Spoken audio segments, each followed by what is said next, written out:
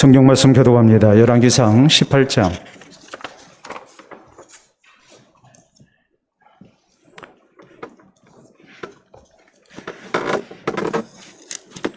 열왕기상 18장 1절에서 6절 말씀 교독합니다. 많은 날이 지나고 제3년에 여호와의 말씀이 엘리야에게 임하여 이르시되 너는 가서 아합에게 보이라. 내가 비를 지면에 내리리라.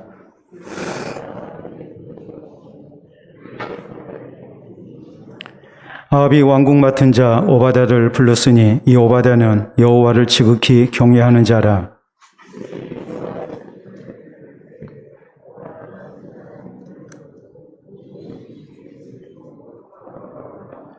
아합이 오바댜에게 이르되 이 땅의 모든 물 근원과 모든 내로 가자. 혹시 꼴을 얻으리라. 그리하면 말과 노새를 살리리니 짐승을 다 잃지 않게 되리라 하고,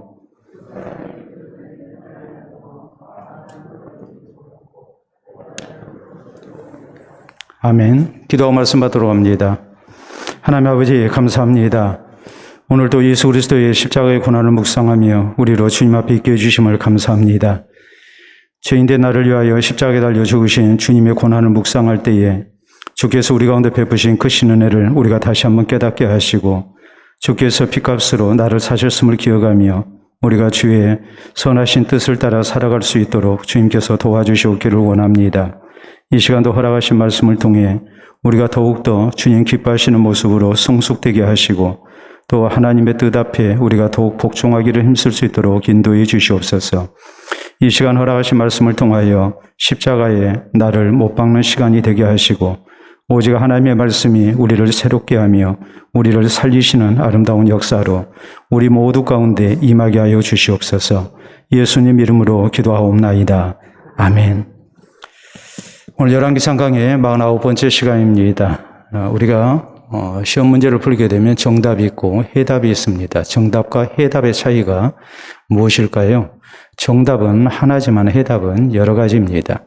예를 들어서 2 더하기 3은 5다라는 것은 정답입니다. 이것은 하나밖에 없는 답이죠.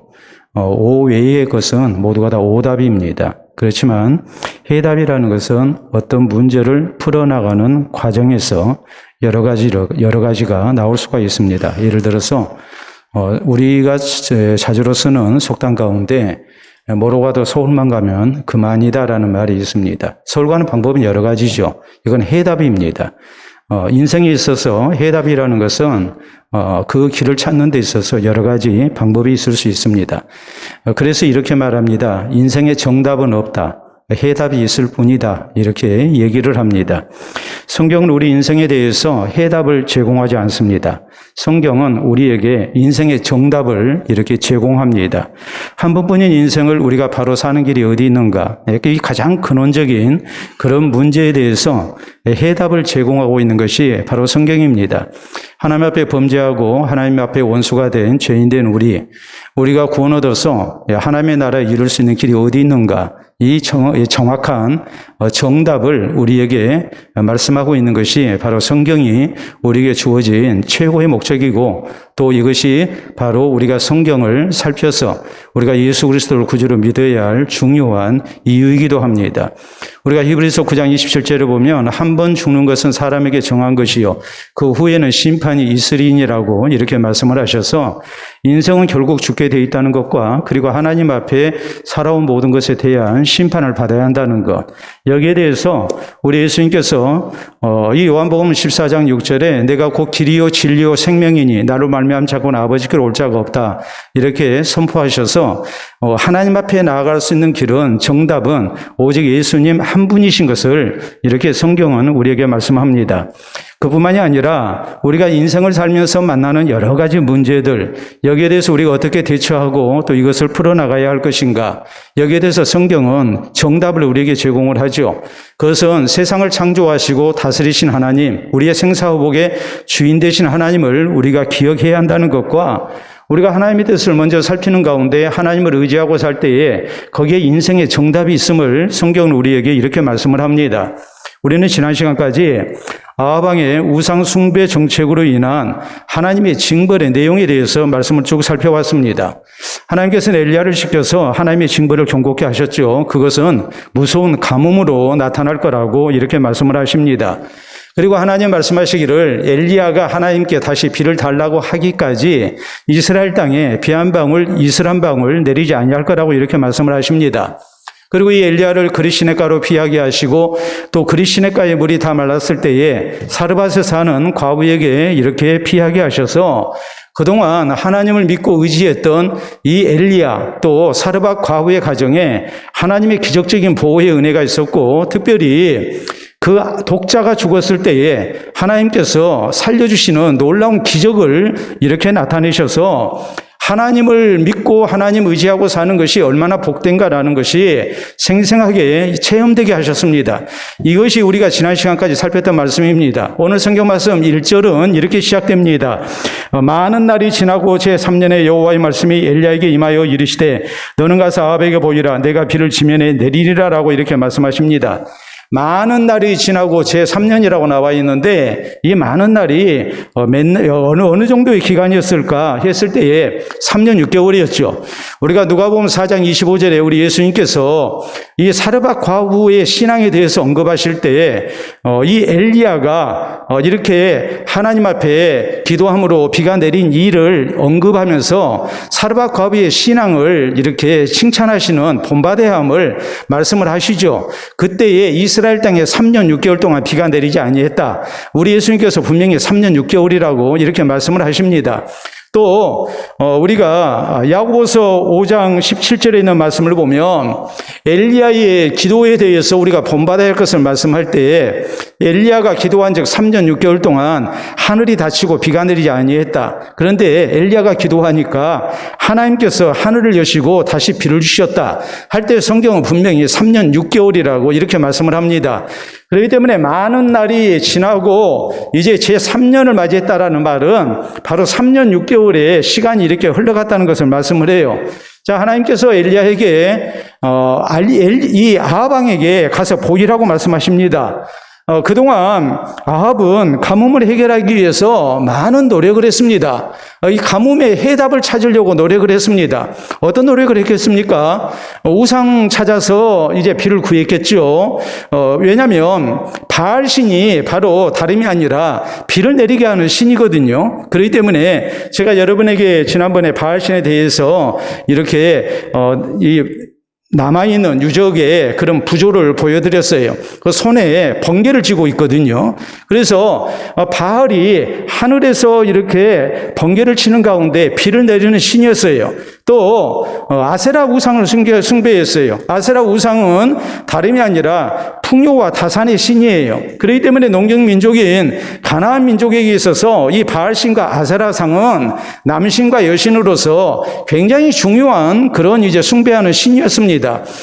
이 아합이 바로 이런 바알신과 아세라 이 신을 섬기는 사람이었습니다. 그러니까 비가 오지 아니하니까 그리고 가뭄으로 인해서 흉년이 계속되니까 당연히 우상을 찾아서 이 가뭄의 해결책을 마련하려고 했다는 것은 우리가 충분히 추측이 가능한 그런 내용입니다. 그런데 그 다음에 또 아합이 뭐 했을까? 우리가 오늘 성경 말씀에 보면 자기의 신복 가운데 한 사람이 오바댜와 더불어서 이렇게 이스라엘 땅을 돌아다니면서 열심으로 물 근원을 찾으려고 애를 씁니다.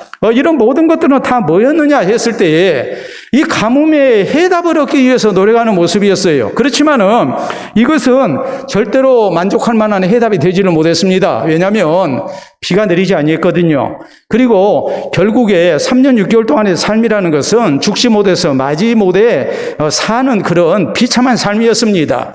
자, 그런데 이때 하나님께서 엘리야를 이렇게 아합에게 가라고 하십니다. 그리고서 선포케 하신 말씀이 뭐냐면은 하나님이 정답이라는 것을 이렇게 말씀을 하게 하십니다. 내가 비를 내리리라. 하나님은 이렇게 말씀을 하십니다.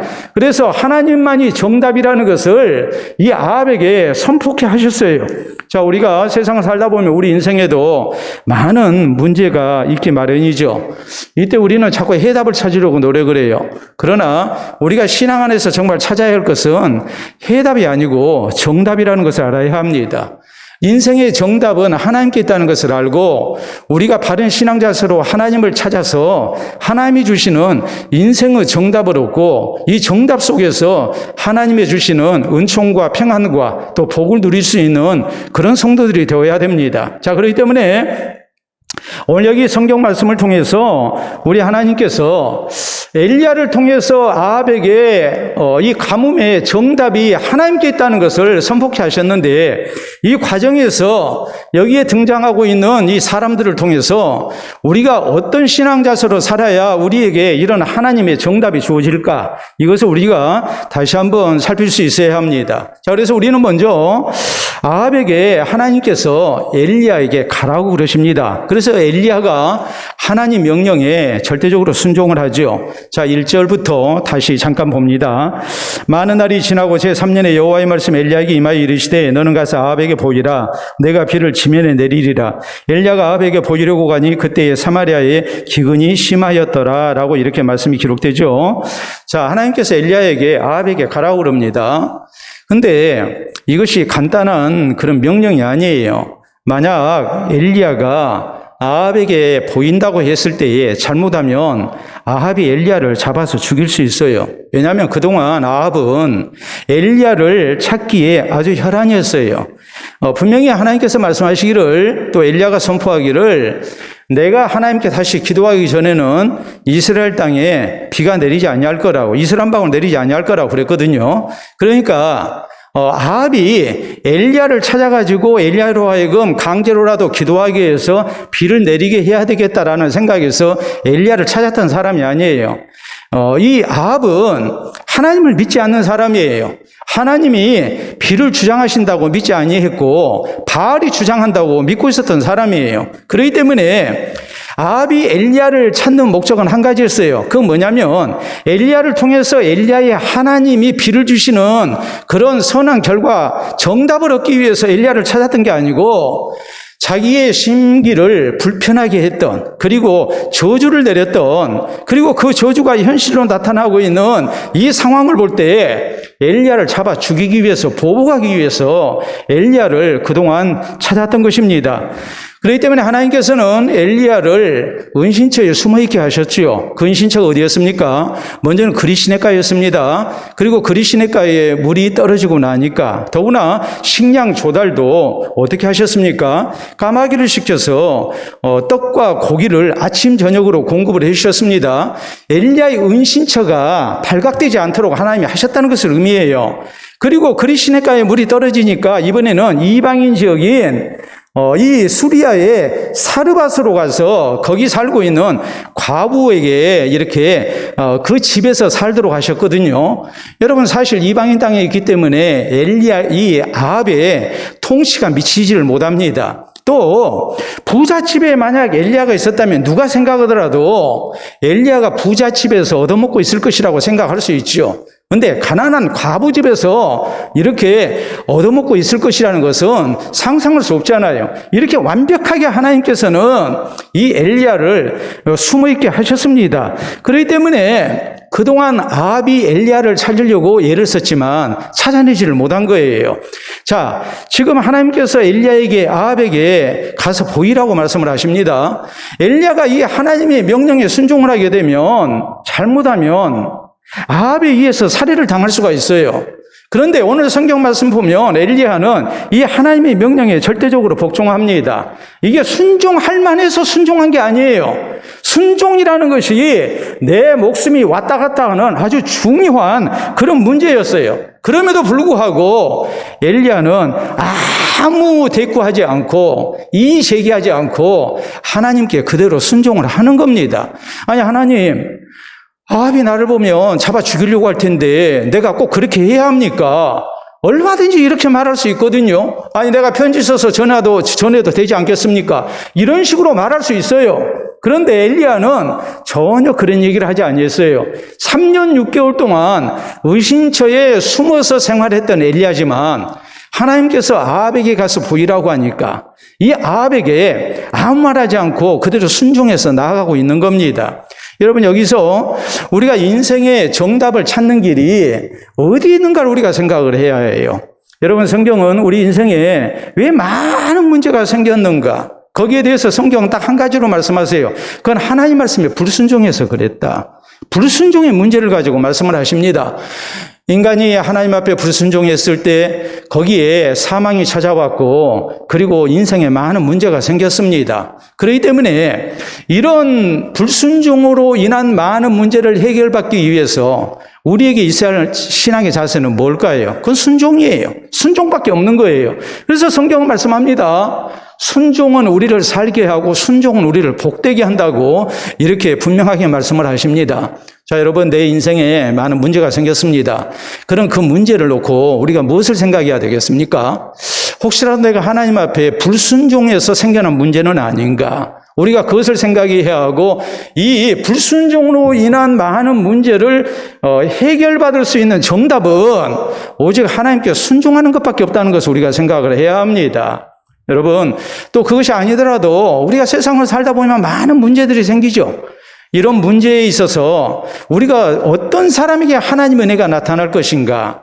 그것은 다름이 아니고 하나님 앞에 순종하고 신앙으로 사는 사람에게 하나님의 베푸시는 은혜가 있음을 우리가 명심을 해야 합니다. 우리는 열심으로 기도는 하는 것 같은데 하나님 앞에 순종이 없습니다. 그러니까 정답이 안 주어지는 거예요. 그리고 자꾸 사람의 해답만을 찾고 그 해답으로 우리가 문제를 해결하려고 하는 거예요. 그러니까 근본적인 해결책이 안 되는 것이죠. 하나님이 주시는 정답을 우리가 얻어야 한단 말이에요. 이 정답 속에서 우리가 사는 길이 있는 것이고 또 선한 형편이 우리에게 주어지는 거예요. 우리가 성경에 보면 자, 베드로와 그 함께한 동료들이 밤새도록 고기를 잡았습니다. 고기를 잡았는데 고기를 못 잡았습니다. 한 마리도 못 잡았습니다. 철저한 실패였죠. 굉장한 문제에 봉착하게 된 겁니다. 여러분, 이 문제를 어떻게 해결합니까? 예수님께서 깊은 데로 가서 그물을 내려서 고기를 잡으라고 말씀하십니다. 핑계댈 이유가 얼마든지 있습니다. 근데 핑계대지 않죠. 그냥 순종합니다. 순종하니까 여기에 정답이 주어졌어요. 최초의 표적도 마찬가지예요. 자, 혼인집 얼마나 좋습니까?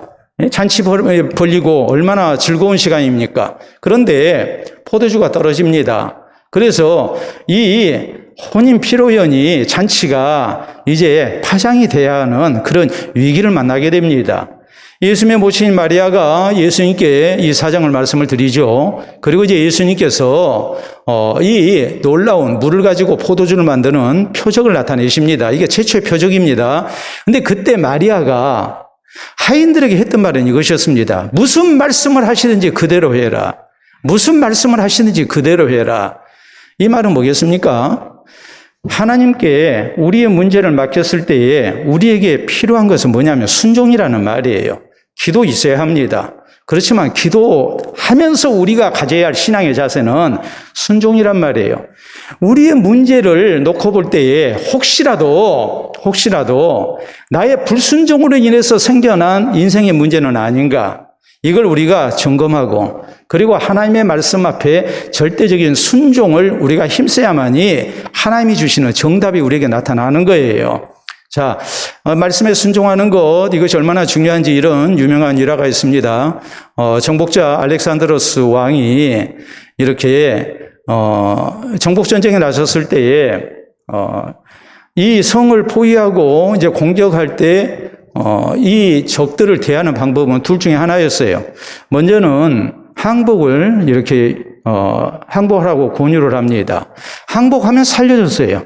그런데 항복을 하지 않고 저항을 하면 철저하게 진멸을 했어요. 그러니까 알렉산더의 그런 권유를 받아들이지 않는 것은 목숨을 걸고 싸워야 한다는 것을 의미했고 잘못하면 모두가 다 죽는다는 것을 의미를 했어요. 자, 알렉산더가 군사를 거느리고 이제 한 성을 이렇게 이제 포위를 하게 됐습니다. 그런데 군인의 수가 성 안에 있는 지금 이렇게 포위된 적병보다도 훨씬 적었어요. 그러니까 성문을 열으라고 하니까 안 열죠. 그런 상황에서 누가 열겠습니까? 우리가 이길 수 있다고 생각을 하죠. 그러면서 콧방귀를 뀌는 겁니다. 그러면서 말을 안 들으니까 알렉산더가 이런 얘기를 합니다. 내 군대가 너희 군대보다 훨씬 강한데 우리 군대를 이길 수 있겠느냐? 항복을 해라. 그러니까 무슨 소리를 하고 있느냐. 우리 군대가 훨씬 많고 우리는 성 안에 있고 하니까 너희가 절대 우리를 못 이긴다 그러거든요. 그러니까 알렉산더가 이런 얘기를 해요. 내 군대가 얼마나 강한지를 보여주겠다 그랬어요. 그리고서 병사들을 일렬로 세웠습니다. 그리고 낭떠러지를 향해서 행군을 명령합니다. 여러분, 지금 낭떠러지를 향해서 걸어가는 겁니다. 그러면 낭떠러지에 떨어지면 다 죽거든요. 자, 맨 앞에 섰던 병사가 그대로 행진해서 낭떠러지에서 떨어져 죽습니다. 두 번째도 죽습니다. 세 번째도 죽습니다. 이래서 한 10명쯤 죽고 나니까 적이 항복을 했어요. 저렇게 순종하는, 명령에 절대 복종하는 군대라면 절대 이길 수가 없다는 거죠. 그래서 항복을 하는 겁니다. 여러분, 우리가 그 정도는 아니라 할지라도 냉정하게 우리는 내 인생에 생겨난 많은 문제를 놓고 우리가 점검을 해야 해요. 이것이 하나님의 말씀에 대한 불순종으로 인한 결과는 아닌가. 그러면 여기에서 우리가 하나님이 주시는 정답을 얻으려면 우리에게 필요한 것은 무엇인가? 그건 순종밖에 없어요. 그렇기 때문에 지금 엘리야가 3년 6개월 동안 가문 이스라엘 땅에 비를 내리게 하시는 하나님의 말씀 앞에 제가 이 하나님의 정답을 가지고 이 아합왕에게 나아간다는 것이 그저 단순하게 생각할 문제가 아닙니다. 아합왕에게 나가면 죽습니다. 죽을 수밖에 없는 입장인데 엘리야는 하나님의 정답을 붙들고 순종을 하는 것이죠.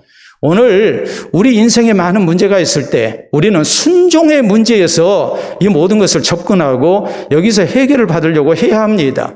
내가 하나님 앞에 불순종한 것은 있지 않았는지 이것을 생각하면서 우리가 하나님을 찾고 하나님 앞에 순종하면서 하나님의 정답을 기다리는 그런 성도가 돼야 됩니다. 우리 인생의 정답, 그것은 오직 하나님의 말씀에 대한 순종을 통해서 우리에게 주어진다는 것을 우리가 잊지 말고 주의 말씀 앞에 우리가 절대적으로 순종하는 성도가 돼야 됩니다. 그럴 때 우리 하나님께서 우리에게 인생의 정답을 주신다는 것을 우리가 믿을 수 있기를 바랍니다. 두 번째, 이 오늘 성경 말씀에 또 하나 하나님께서 하신 약속을 우리가 봐야 합니다. 자, 1절 우리가 함께 읽도록 합니다. 1절 읽어볼까요? 많은 날이 지나고 제3년에 여호와의 말씀에 엘리야에게 임하여 이르시되 너는 가서 아합에게 보이라. 내가 비를 지면에 내리리라. 아멘. 자, 여기 오늘 말씀 보면은 하나님께서 하신 말씀은 하나님이 주신 정답은 이거였어요. 내가 지면에 비를 내리리라. 비를 내리시는 분은 오직 하나님밖에 없다는 것을 말씀을 하시는 거예요. 지금 3년 6개월 동안에 가뭄이 왜 찾아왔느냐? 그것은 다름이 아니고 하나님 말씀에 대한 불순종이었죠. 하나님이 섬기는 대신 우상을 숭배했기 때문에 하나님께서 그 징벌을 내리신 거죠. 그래서 이 바알과 아세라 우상이 얼마나 허무한 것인가, 얼마나 무능력한 존재인가 하는 것을 하나님께서 저희가 깨달을 수 있도록 이렇게 징벌을 내리셨단 말이에요. 그리고 하나님 말씀하십니다. 이 가뭄을 해결할 수 있는 능력자는 전능하신 하나님밖에 없다는 것을 선포케 하십니다. 여러분, 우리가 살아계신 하나님을 찾고 의지를 해야 되는데 왜 그리 해야 합니까? 자연계를 주장하시는 분, 또 우리 인간의 모든 생사복을 주장하시는 분, 또 세상의 모든 일을 주장하시는 분은 오직 하나님밖에 없기 때문에 그래요. 여러분, 반면에 아합은 뭐 했습니까? 우상 의지하죠. 또 5절로 6절 우리 말씀 볼까요? 아합이 오바댜에게 이르되 이 땅의 모든 물 근원과 모든 내로 가자. 혹시 꼴을 얻으리라. 그리하면 말과 노새를 살리리니 짐승을 다 잃지 않게 되리라 하고 두 사람이 두루 다닐 땅을 나누어 아합은 홀로 이 길로 가고 오바댜는 홀로 저 길로 가니라 라고 이렇게 말씀을 해서 사람의 힘으로 뭔가 해답을 얻으려고 노력을 하는 거예요. 그런데 그건 정답이 아니었어요. 어찌 보면 3년 6개월 동안 가물었기 때문에 그동안 우상 찾았을 것이고 또 이렇게 뭐 오바댜와 더불어서 나라를 둘로 나눠가지고 우리가 여기저기 한번 다 찾아보자, 물 근원을 찾아보자 이렇게 했는데 그 전에도 물을 찾기 위해서 모든 수단과 방법을 다 강구를 했겠죠. 그런데 이런 모든 것은 다 헛된 일이었거든요.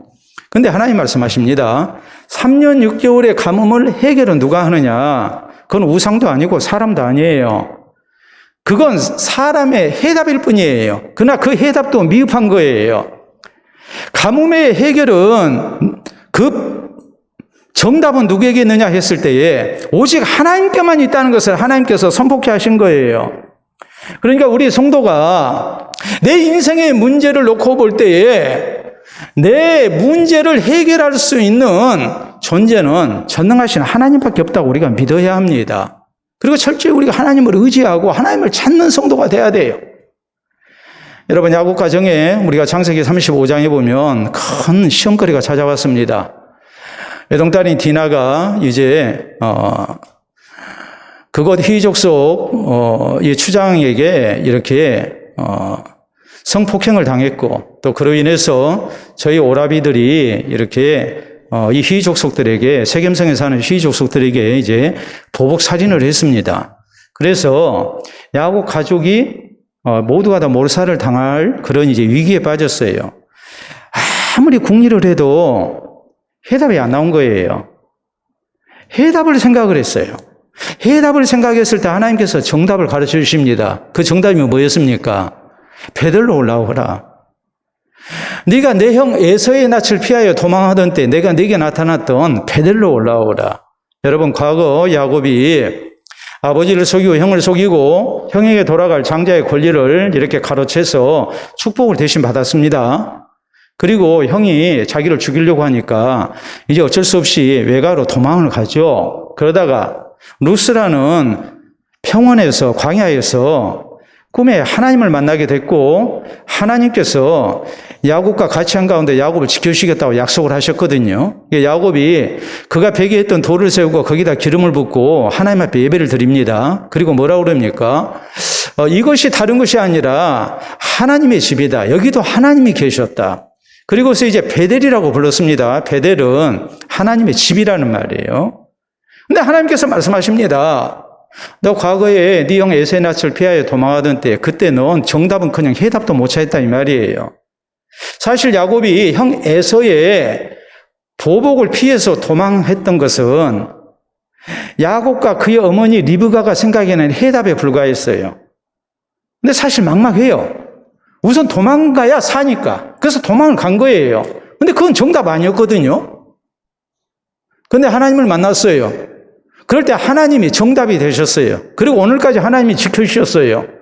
근데 그 하나님을 찾지를 못하고 있는 겁니다. 그러니까 하나님 말씀하십니다. 너 자꾸 해답 찾으려 하지 말고 정답을 찾으라는 거예요. 그 정답은 뭐냐? 너 과거 네 형 에서의 낯을 피하여 도망하던 때 사람의 해답이 그 문제를 해결한 게 아니라 하나님이 함께 주신 정답이 문제를 해결했다 이 말이에요. 이번에도 정답을 찾아야 한다. 그 정답이 뭐냐? 베델로 올라오는 거다. 베델에 와서 나를 찾아라. 그래서 야곱이 가족들 데리고 베델로 올라가죠. 그럴 때 하나님께서 모든 문제를 선히 해결하십니다. 정답이 주어진 겁니다. 그래서 야곱이 그 베델을 또 뭐라고 부릅니까? 엘 베델이라고 부릅니다. 엘이라는 말은 하나님의 호칭이거든요. 벳이라는 말은 집이라는 말이고, 그러니까 베델 하면은 하나님의 집이라는 말이에요. 하나님이 여기 계셨다. 나 가는 길에 하나님이 함께하고 계셨다. 이게 베델이에요. 그런데 엘 베델은 어떤 의미냐? 엘이라는 말은 하나님을 뜻하는 호칭이지만 어떤 하나님을 말할 때 쓰는 호칭이냐면 전능하신 하나님을 말할 때 쓰는 호칭이에요.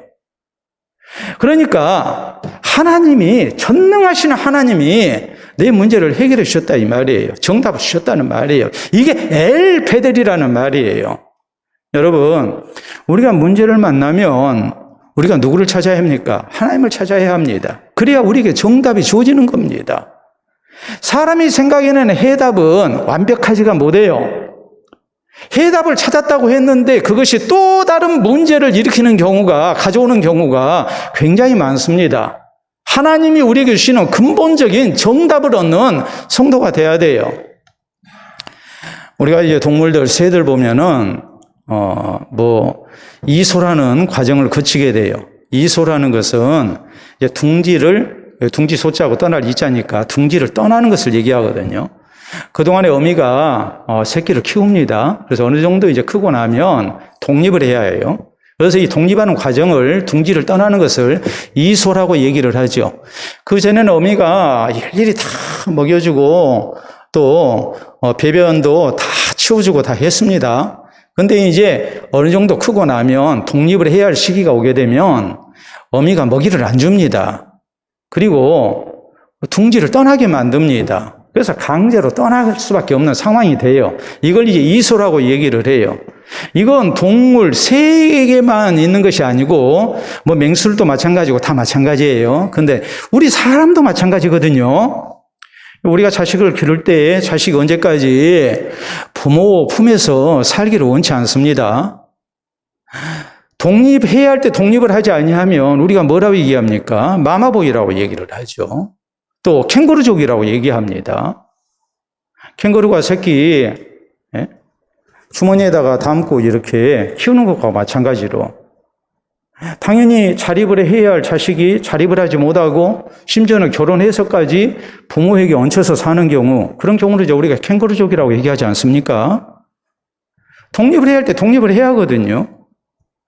경제적으로는 독립한 것 같은데 정신적으로 독립하지 못했을 때, 그리고 모든 일에 부모를 의지하고 그러면 우리가 마마보이라고 얘기를 합니다. 그것도 결코 좋은 호칭이 못 돼요. 우리가 신체적으로 성숙하고 또 정신적으로 성숙했으면 경제적으로도 독립을 해야 하고 인격적으로도 독립을 해야 하거든요. 우리가 자식을 그렇게 키워야 하고 자식은 마땅히 그리 해야 합니다. 그래야 부모 자식지간이 바르게 된 거예요. 근데 하나님은 우리에게 그걸 원하시지 않아요. 하나님은 우리가 아무리 형편이 좋고 독립할 만해도 하나님을 떠나서 사는 것을 원치 아니하셔요. 그렇기 때문에 어떤 경우 하나님께서 우리에게 문제도 주시는 것이고 우리의 연약함도 알게 하시는 거예요. 그래서 그 약함 속에서 우리가 하나님을 떠나지 않도록 하시는 거예요. 그러니까 문제를 만났을 때에 이 문제를 하나님이 왜 주셨는가? 그것은 우리로 하나님 의지하고 살라는 뜻이거든요. 문제를 만나면 철저히 성도는 하나님을 가까이 해야 하고 하나님을 찾는 성도가 돼야 됩니다. 왜요? 하나님이 우리의 정답이기 때문에 그래요. 하나님을 떠나서 아무리 우리가 궁리하고 또 궁리해도 거기에 정답은 있을 수가 없어요. 대단한 길을 찾았다 할지라도 그것은 일시적인 해답에 불과하고 그 해답은 결국 또 다른 문제를 잉태하는 해답일 수밖에 없다는 것을 우리는 알아요. 근본적인 것은 우리 삶의 주인 대신 하나님을 찾는 것이고 하나님을 의지하는 겁니다. 그렇기 때문에 하나님 3년 6개월 동안의 가뭄의 정답이 무엇인가? 그것은 이스라엘 전역을 돌아다니면서 물의 근원을 찾고 내를 찾는 것이 아니라 하나님을 찾는 데 있다는 것을 하나님께서 강조하신 거예요. 내가 지면에 비를 내리리라. 하나님이 비를 주시는 겁니다.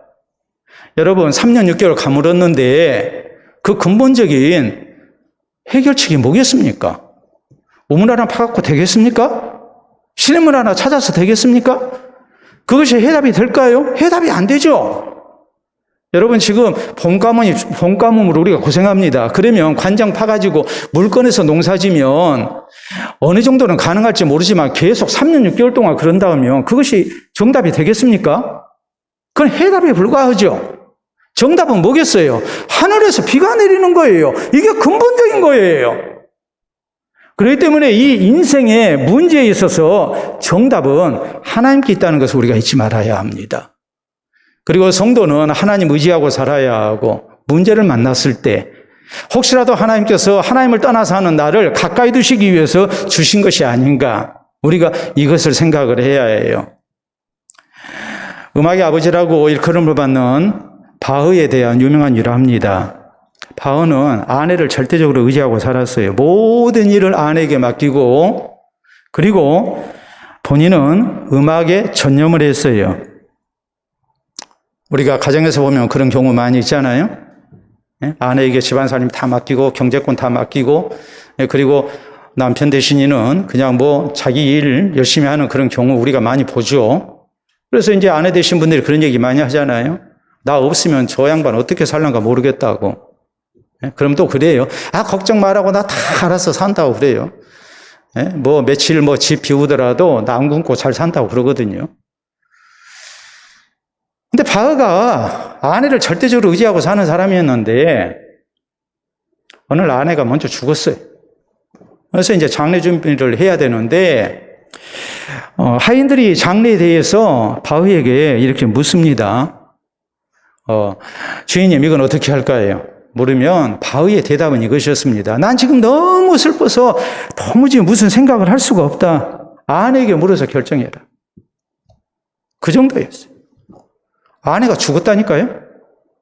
근데 그 입에서 나오는 얘기는 아내 장례 준비를 하는데 하인들이 장례 준비 어떻게 할까요? 하고서 이런 어떻게 할까요? 물으면은 나는 아무 생각 못 하겠다. 나는 지금 너무너무 슬퍼서 힘들다.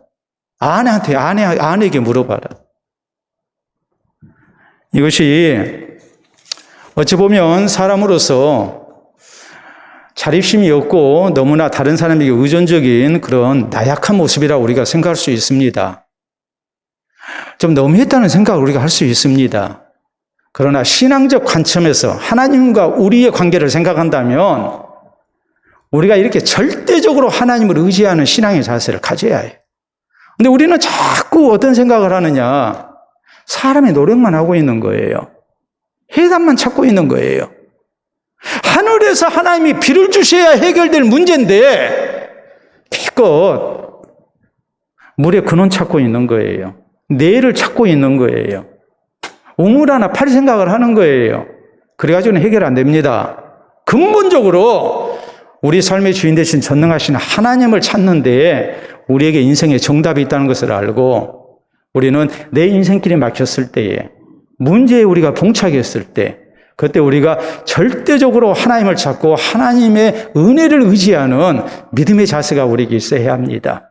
그럴 때 하나님의 개입이 나타나는 것이고 하나님이 주시는 하늘에서 비를 내리시는 정답이 우리에게 주어지는 겁니다. 이 하나님의 은혜의 비를 우리가 허락받기 위해서는 비를 주시는 분은 오직 하나님밖에 없다는 것을 우리가 명심해야 합니다.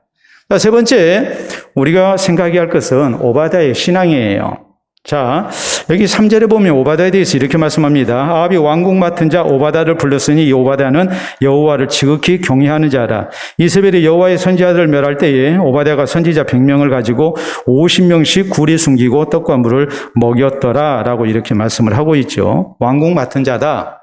왕궁 맡은 자라는 말은 우리가 여러 가지로 생각할 수 있어요. 먼저는 왕궁 내에 상당히 고위 관리였다라는 것을 우리가 알 수가 있고, 또 왕궁 맡은 자라는 것을 볼 때에 아마도 이 사람이 아방의 경호를 담당하고 있든지 아니면 이 재정적인 면을 이렇게 이제 담당을 하고 있었던 굉장히 신임이 가는 인물이었다라는 것을 알 수가 있어요. 지금 3년 6개월의 가뭄을 해결하기 위해서 지금 해답을 찾고자 아합이 오바댜에게 지금 제안을 하는 겁니다. 나라를 둘로 나눠서 나는 이쪽으로 하고 너는 저쪽으로 가서 우리가 물의 근원을 찾아보고 또 마르지 않는 시내가 있는지 우리가 한번 찾아보자 해서 6절에 있는 말씀 보면 결국에 이제 서로 갈라서서 이리저리 이렇게 이제 이스라엘 땅을 이렇게 살피로 헤어지게 됐다. 이렇게 이제 성경이 기록되고 있지 않습니까? 오바댜라는 사람은 아방의 굉장한 신임을 얻는 고위 관리였거든요. 그런데 성경은 뭐라고 말씀하시느냐? 그는 여호와를 지극히 경외하는 자였다. 지극히 경외하는 자였다 그랬거든요. 이 말은 왕의 권세보다도 하나님을 더 두려워했다는 말이에요. 그래서 그는 뭐합니까? 악한 왕비인 이세벨이 이렇게 여호와의 선지자들을 다 잡아 죽일 때 오바댜는 오히려 선지자 100명을 자기가 개인적으로 보호를 하죠. 50명씩 이렇게 굴에다가 숨겨놓고 먹을 것을 이렇게 공급하는. 나중에 우리가 12절에 있는 말씀을 보면 이 오바댜가 이제 엘리야를 만납니다. 엘리야가 오바댜한테 얘기하죠. 내가 아합에게 보이리라. 그러니까 오바댜가 이런 얘기를 해요. 당신이 아합왕에게 보인다고 얘기를 해놓고 만약에 안 나타나 버리면 내가 왕에게 거짓말하는 사람이 될 것이고 왕을 못 오가는 사람이 되니까 내가 왕에게 내가 죽임을 당할 겁니다. 그러면서 종은 어려서부터 하나님을 경외하는 자입니다. 이렇게 스스로 자기에 대해서 말을 할 정도예요. 그 정도로 오바댜는 하나님을 경외하는 사람이었어요. 하나님을 경외하는 사람이기 때문에 만약에 여호와의 선지자 100명을 이렇게 숨겨준 일이 발각이 됐다면 뭐 100명이 아니라 1명이라도 숨겨준 것이 발각이 됐다면 오바댜의 목숨이 남아나지 않았을 것이죠. 그런데 지난 3년 6개월 동안 오바댜가 여호와의 선지자들을 이렇게 보호하고 있는 것을 보면 그가 얼마나 하나님을 경외하는 사람이었는가, 우리가 그걸 충분히 짐작을 할 수가 있어요. 여러분, 우리 성도가 절대적으로 하나님의 말씀에 순종하고 또 인생의 정답을 얻기 위해서 우리가 하나님을 의지하고 살아야 한다고 했을 때 그걸 가능케 하는 힘이 뭘까요? 우리에게 주어진 좋은 환경입니까? 우리가 형편이 좋으면 하나님 말씀에 순종하고, 우리가 형편이 좋으면 우리가 하나님 의지하고 살고 그렇습니까? 그게 아니란 말이에요. 성도가 성도로서의 신앙을 지키고 또 하나님을 우리가 의지하고 하나님께 순종하면서 살 수 있는 힘은 환경이 아니에요. 하나님을 경외하는 모습이에요. 하나님을 두렵고 떨림으로 섬기는 이 하나님을 향한 경외심을 가지면 우리는 환경과 상관없이 하나님 말씀에 순종하는 사람이 됩니다. 또 하나님을 찾고 의지하는 사람이 됩니다. 그러니까 우리 성도에게서 중요한 것은 뭐냐면 하나님을 향한 경외심이에요. 엘리야가 3년 6개월의 그 참으로 좋지 못한 우상 숭배 정체가의 그런 엄청난 박해 속에서 신앙을 지킬 수 있는 힘은 뭐였을까요? 하나님 경외하는 거였습니다. 하나님을 경외하니까 아합에게 보이라고 하니까 순종하죠. 또 하나님 찾죠. 하나님 의지하죠. 오바댜도 마찬가지예요. 왕의 명령을 어기면 죽는다는 거 압니다. 그런데 왕보다 더 높으신 분은 하나님이에요. 하나님을 경외하기 때문에 뭐합니까?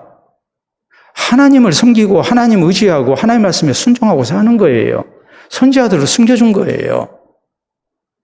우리 예수님께서는 이런 말씀을 하십니다. 자, 마태복음 10장에 제자를 전도여행 보내시면서 하시는 말씀이 너희가 공에 끌려가서 이렇게 재판을 받게 될 것이다.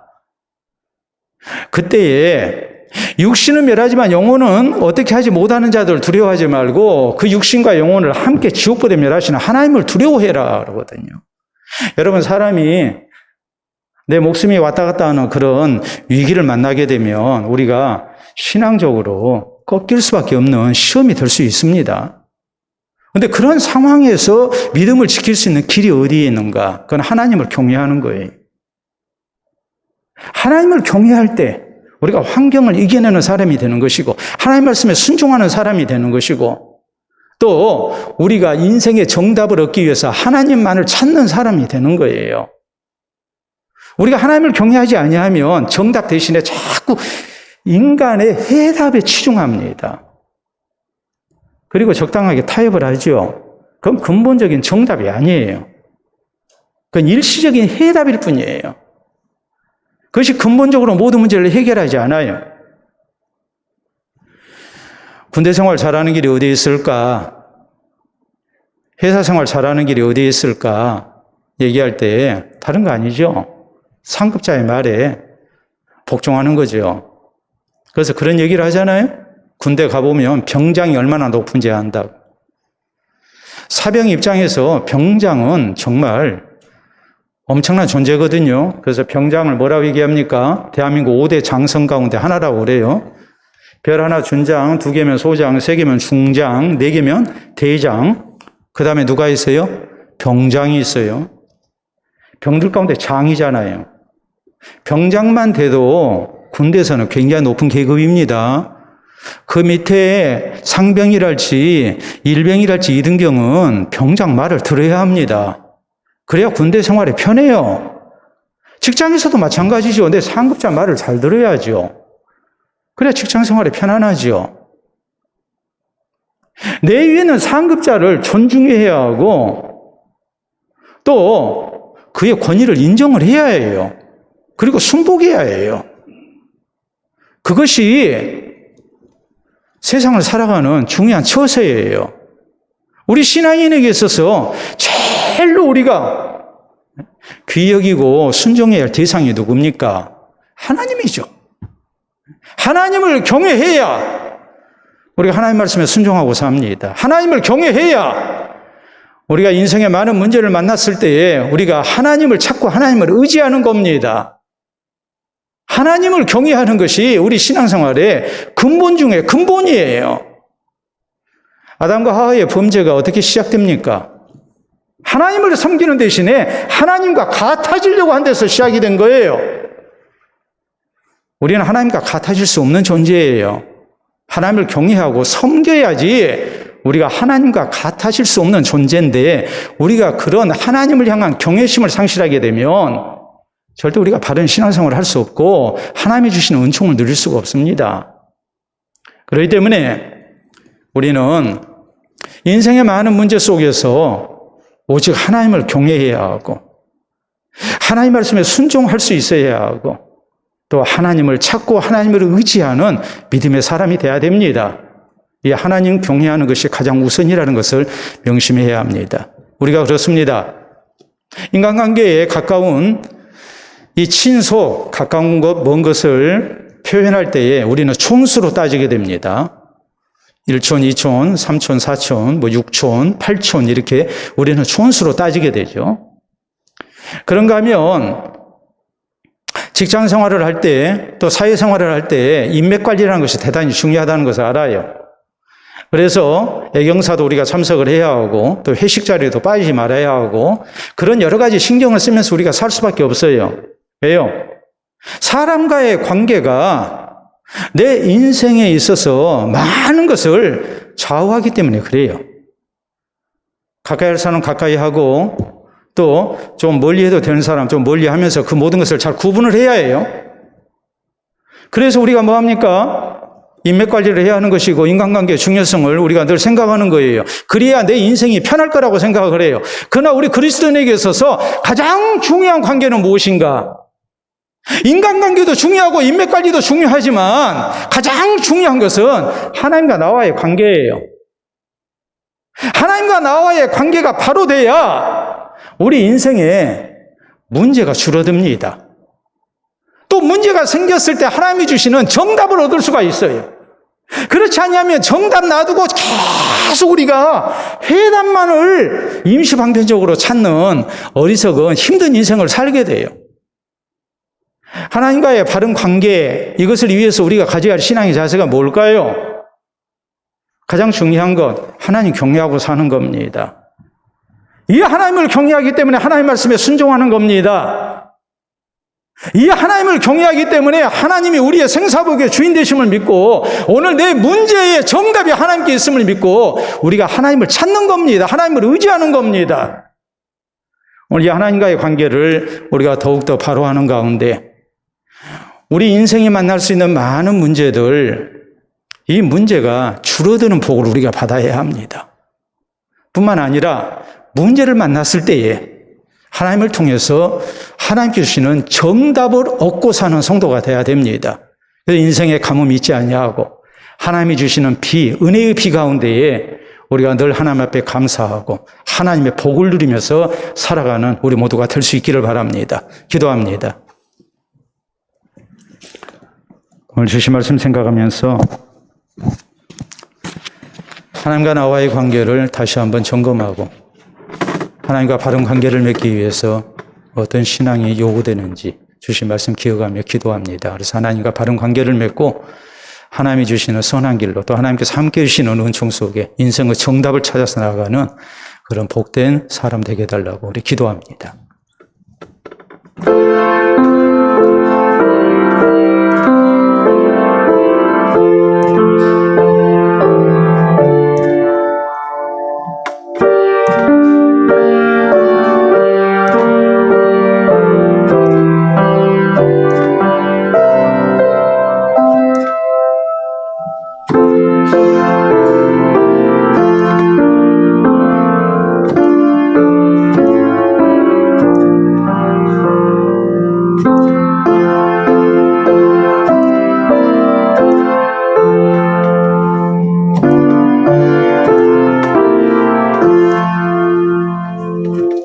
이 시간도 살아계신 우리 아버지 은혜를 진심으로 감사합니다. 이 시간 말씀을 통하여 오직 하나님만이 우리에게 있어서 우리가 경배해야 할 대상이요 의지해야 할 대상인 것을, 또 주의 말씀에 순종해야 할 대상인 것을 다시 한번 살필 수 있도록 은혜 주시니 감사합니다. 우리 인생은 나날 동안 이 살아계신 하나님과 바른 관계를 맺으며 하나님을 경외하는 가운데 주의 말씀을 순종하며 살아가게 하시고, 인생의 많은 문제를 만날 때마다 우리가 하나님을 찾고 하나님을 의지하게 하시어서 하나님이 주시는 정답을 얻고 우리가 바른 길 걸어가는 복된 성도들이 될 수 있도록 도와주시옵소서. 그래서 참으로 좋으신 하나님, 내 삶 가운데 함께 하신 하나님, 선한 길로 인도하시는 하나님을 우리가 깊이 체험하며 이 주님을 자랑하며 사는 성도들 되게 하시고, 우리 인생에게 있어서 살아계신 하나님이 얼마나 소중하고 복된 분이신지 우리가 많은 사람들에게 힘있게 증거하도록 도와주시옵소서. 감사하며 예수님 이름으로 기도하옵나이다. 아멘.